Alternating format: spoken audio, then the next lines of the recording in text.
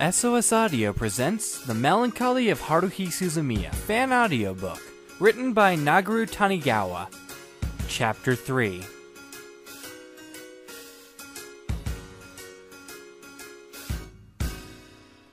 Due to the infamous Bunny Girl incident, Asahina had become a household name in the school. After taking a day off, she once again boldly appeared in the club room.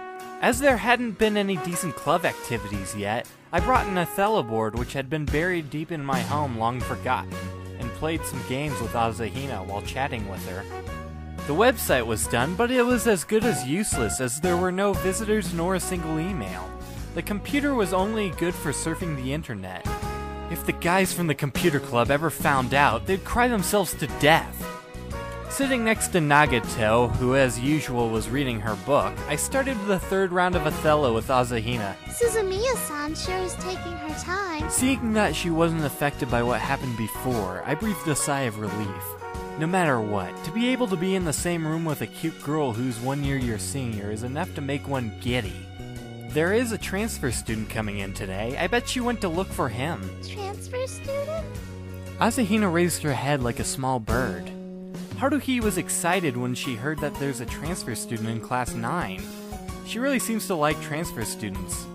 I placed a black piece on the board and flipped the white pieces.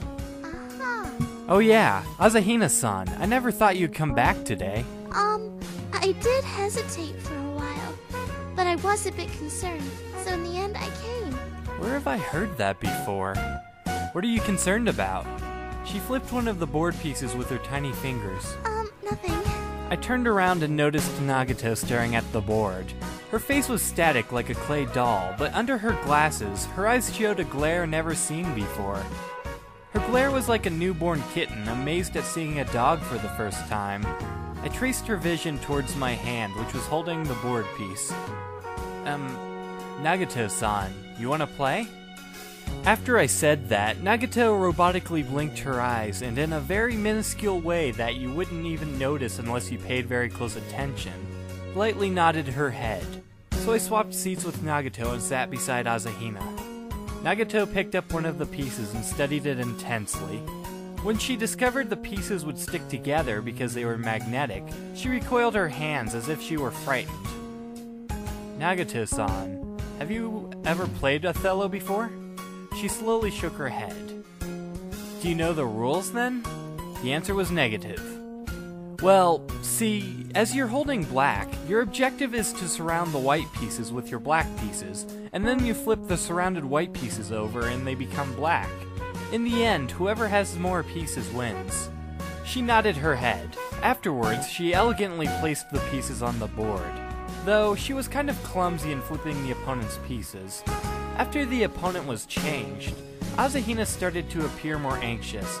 I noticed her fingers started to tremble, and she wouldn't dare lift her head to look at Nagato. She would occasionally take a peek at Nagato and then quickly look away, which she did many times.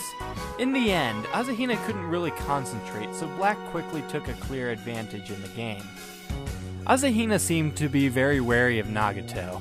I just don't understand why. It wasn't long before Black won convincingly. Just as the two were to begin another round, the perpetrator responsible for all the chaos returned with a new sacrifice. Hiya, sorry I kept you waiting. Haruhi greeted us casually while pulling on the sleeve of a male student. This is today's new transfer student in first year class 9. His name is... Koizumi Itsuki. Pleased to meet you. A skinny figure, he gives an impression of an energetic young man. A very contented smile, kind eyes, and a handsome face. If he should strike a pose as a model on those supermarket flyers, he'd definitely get a lot of fans. If he was a nice guy, he would be even more popular. This is the SOS Brigade Club Room. I'm the commander, Suzumiya Haruhi. These here are subordinates 1, 2, and 3. Oh, and you're number 4. Remember to get along well. What kind of introduction is that? The only names mentioned are yours and his. I don't mind joining. Koizumi, the transfer student, smiled kindly. So, what kind of club is this? If there were 100 people here, they'd certainly ask the same question. A lot of people had come to ask me this question, but I could never find the answer for it. If a person can answer that question skillfully, he's a talented con artist. However, Haruhi didn't seem concerned. She smiled cheerfully at us and said, Then let me tell you what the SOS Brigade is about. That is... Haruhi slowly breathed in and then dramatically revealed the shocking truth. to find aliens, time travelers, and espers and befriend them. The flow of time in the entire world seemed to stop at that moment. That's a bit of a ridiculous statement. The only thing in my mind was, just as I thought. But the other three didn't seem to think so. Asahina was completely dumbfounded, widening her eyes and ears and staring at the cheery-looking Haruhi.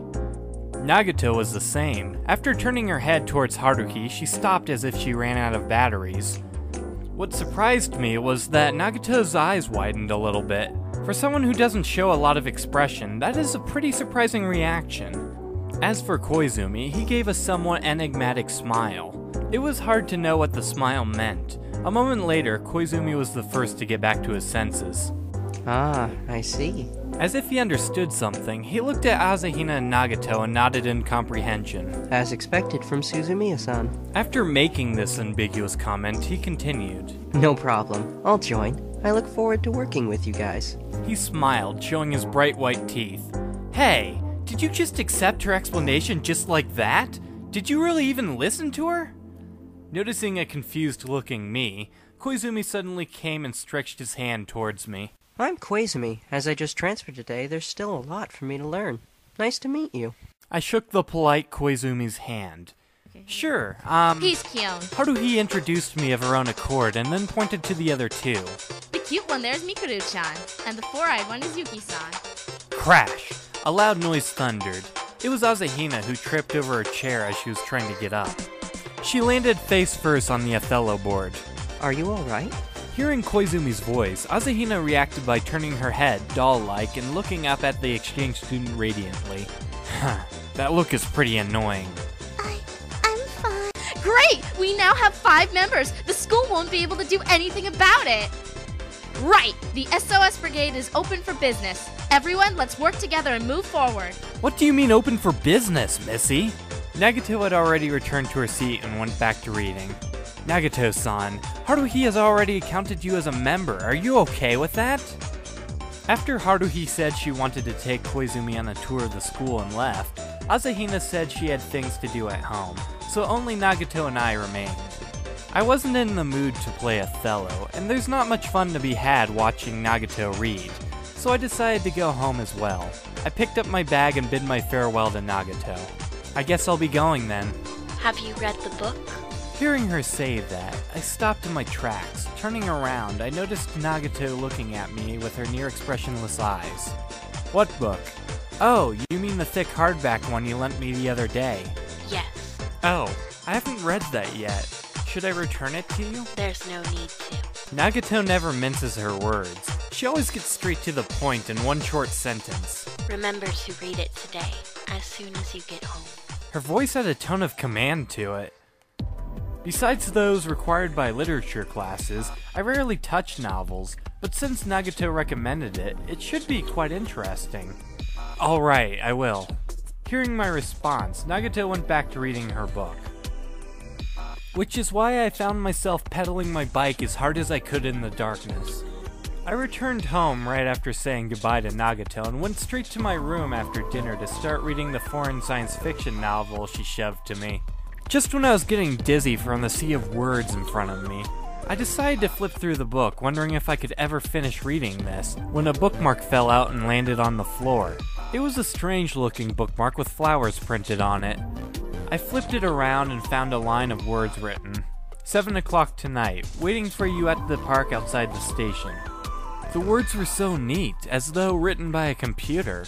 This plain-looking handwriting did look like Nagato's, though I wasn't certain. I've had this book for days now, so is this 7 o'clock written for 7 o'clock that night, or is it 7 o'clock for tonight? Could it be that she felt that I would eventually find this bookmark one day and waited in the park every night? Did she want me to read the book tonight so I'd finally discover the bookmark? Even then, why wouldn't she just tell me directly? Besides, I had no idea why she'd want to call me to a park. I looked at my watch. The time was just past 6:45. Even though the station was the nearest one to my school, It would still take me at least 20 minutes to ride there from my house. I thought about it for about 10 seconds.